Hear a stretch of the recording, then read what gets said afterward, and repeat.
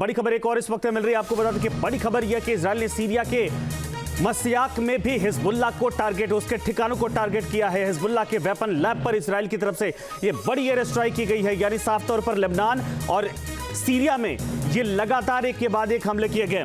राहुल, इस पूरे मामले पर अपडेट क्या है? खबर है कि बकायदा नसरल्लाह को टारगेट किया गया, उसको लेकर अपडेट क्या है? उसकी मौत है, हो गई है या जिंदा? दूसरा, सीरिया को लेकर जो अपडेट इस वक्त आ रही है कि यहां पर भी बकायदा टारगेट जो वेपन लैब थे, जहां हथियार रखा जा रहा था, उनको तबाह किया गया है। देखिए, हथियारों को पहले से तबाह किया जा रहा था क्योंकि 50 किलोमीटर का रेडियस था और जिसमें साफ तौर पर ये कह दिया गया था कि अगर कोई भी सिविलियन ऐसा है वहां पर जहां पर हिजबुल्लाह के बैलिस्टिक मिसाइल है, क्रूज मिसाइल है, रॉकेट्स है, तो वहां से चले जाइए। तो हथियारों को पहले से टारगेट किया जा रहा था, लेकिन अब टारगेट में नसरुल्लाह था क्योंकि इससे पहले जो पेजर अटैक किया गया, जो वॉकी टॉकी अटैक किया गया, वो भी स्पेसिफिक अटैक था, बिल्कुल हिजबुल्लाह की टॉप लीडरशिप को तबाह करने के लिए, निस्ताबूद करने के लिए, टारगेट करने के लिए।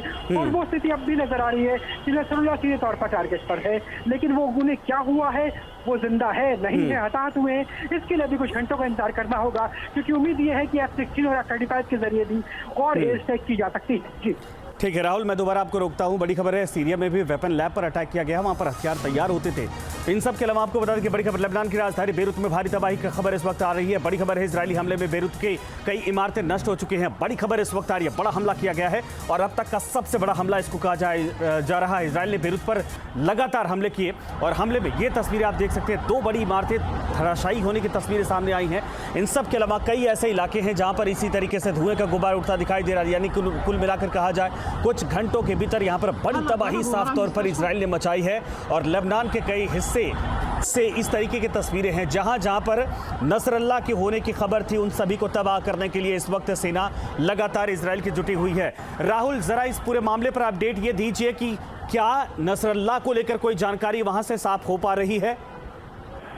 देखिए, अभी कोई जानकारी नहीं है कि नसरुल्लाह क्या हताहत हुए हैं, नहीं हुए हैं, लेकिन अब लेबनान के साथ साथ सीरिया को भी टारगेट किया जा रहा है। दरअसल एक पूरा नेटवर्क, एक पूरा रूट है जिसके जरिए हिजबुल्लाह तक हथियार पहुंचते हैं, क्योंकि ईरान से हथियार पहुंचते हैं इराक की मलेशिया के पास और उसके बाद जिस तरीके से सीरिया पड़ता है और सीरिया के जरिए ही लेबनान तक हथियार पहुंचते हैं। तो कोशिश इस बात की है कि पूरे जो रूट है उसे टारगेट किया जाए, ताकि जिस तरह से गाजा को काट दिया गया था, हमास को काट दिया गया था, ठीक उसी तरीके से इस बार जो टारगेट है वो हिजबुल्लाह है। जी बिल्कुल सही, आपने कहा कि टारगेट हिजबुल्लाह है, लेकिन सबसे बड़ी चुनौती, जैसे हमास के तमाम लीडर्स को ख़त्म किया गया, हमास का पूरा संगठन लगभग तबाह हो चुका है, उसमें सारी यूनिट तबाह हो चुकी हैं। लेकिन बड़ी खबर है कि अब नसरल्लाह को टारगेट करके एक झटके में इजराइल ये मैसेज देना चाहता है। उधर यूएन में साफ तौर पर आज बेंजामिन नेतन्याहू ने यह कहा है कि एक मैप दिखाया, उन्होंने कहा कि अगर ये देश इस तरीके से हरकत करते हैं तो मिडिल ईस्ट में एक तरह से काले धब्बे की तरह है। यानी साफ तौर पर यह मैसेज है कि चाहे वो सीरिया हो, चाहे यमन हो, चाहे गाजा का हिस्सा हो, चाहे लेबनान हो, अगर दुश्मन जहां है उसको छोड़ेंगे नहीं। अच्छा, मैं आपके पास आता हूं दोबारा। एक और बड़ी खबर इस वक्त आ रही है, इजराइल पर हमले को लेकर आईडीएफ का बड़ा बयान। ये बड़ी खबर इस वक्त आ रही है, हिजबुल्लाह के मुख्यालय पर सटीक हमला हुआ है। ये बड़ी खबर इस वक्त आ रही है, आईडीएफ की तरफ से बड़ा दावा किया जा रहा है कि हिजबुल्लाह के हेडक्वार्टर पर सटीक हमला किया गया है। हिजबुल्लाह के मुख्यालय पर सटीक टारगेट इस वक्त हिट किया गया है। आईडीएफ की तरफ से यह बड़ी खबर इस वक्त आ रही है। Moments ago, the Israel Defense Forces carried out a precise strike on the central headquarters of the Hezbollah terror organization that served as the epicenter of Hezbollah's terror. Hezbollah's central headquarters was intentionally built under residential buildings in the heart of the Dahia in Beirut, as part of Hezbollah's strategy of using Lebanese people as human shields. On October 8th, Hezbollah started attacking Israel.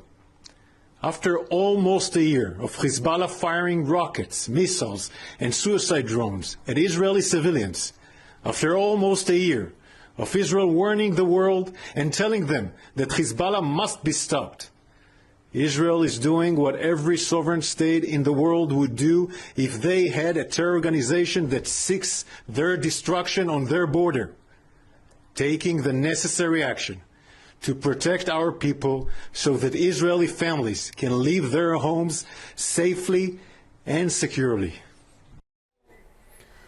तो ये बड़ी खबर है। IDF ने ये साफ confirm कहा है कि जो हेडक्वार्टर था, सेंट्रल हेडक्वार्टर था, इस बात को नोटिफाई किया गया है कि वहां पर ये टारगेट हिट हुआ है।